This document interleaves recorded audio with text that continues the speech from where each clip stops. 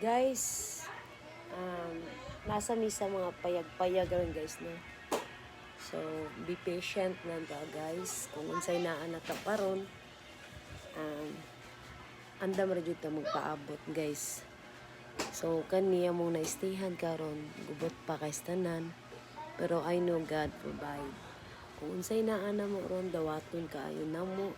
Ug gandam jud mi magpaabot sa grasya na iyang ihatag kanamo.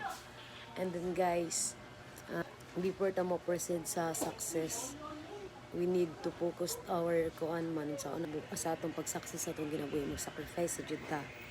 And then di jud ta mo give up hantod makamit na to atong mga pangandoy sa atong kinabuhi. Although dili man jud inyo na makabot na to tanan, pero at least maabot na to guys. Ang pangandoy lang ng jud na kinabuhi guys, no? Is maayong lawas sa mong pamilya guys.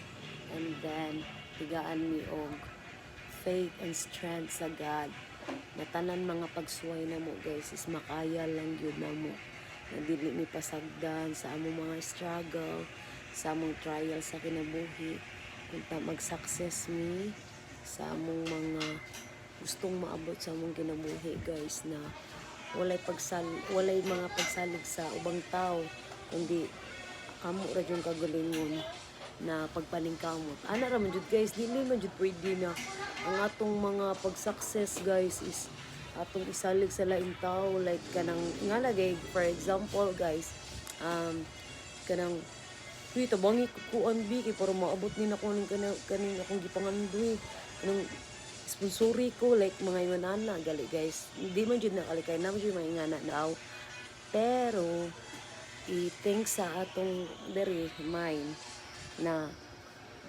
di jud ta pwede na magsalig sa lain tao para sa atong future, kundi kita ra jud mo lihok sa atong para future guys, kita ra jud mo lihok guys, way lain.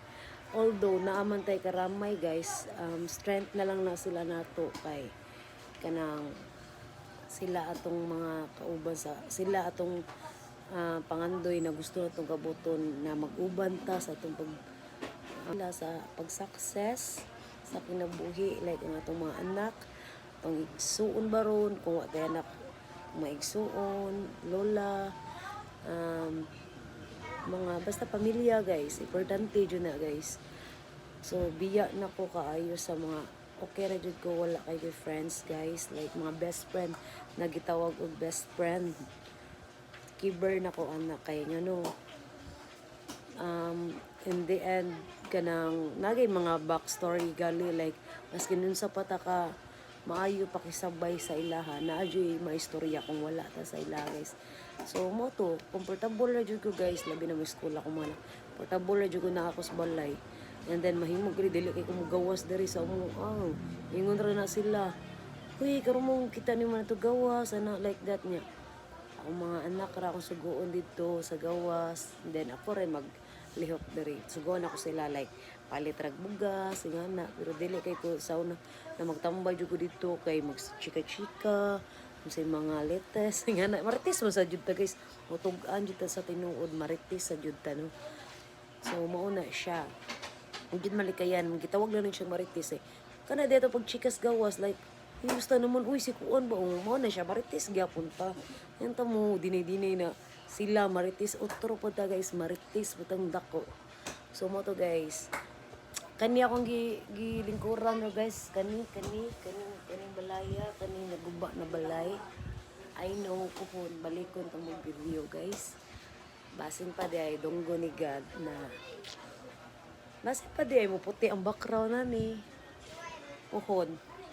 Dasig, puhon, dasig, paningkamot, ampo, tanan. Basta naalantay, pag-ampo o pagsalig sa iyaha. And then, dili lang kay pagsalig ta sa iyaha, always lihok sa jud ta kay partabangan ta sa Ginoo. And then, maura to guys. See ya to the next video. Bye!